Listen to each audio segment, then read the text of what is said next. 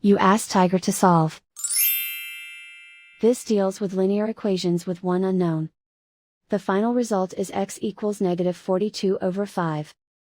Let's solve it step by step. Simplify the expression. Expand the parentheses.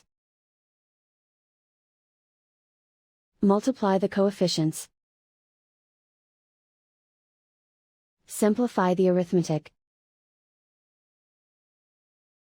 Group all x terms on the left side of the equation.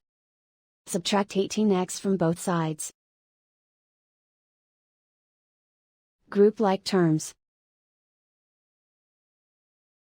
Simplify the arithmetic. Group like terms.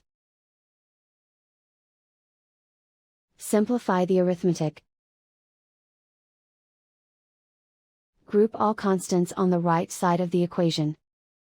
Add 22 to both sides. Simplify the arithmetic.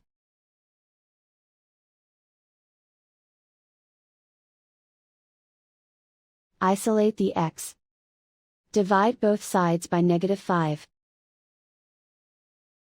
Cancel out the negatives. Simplify the fraction.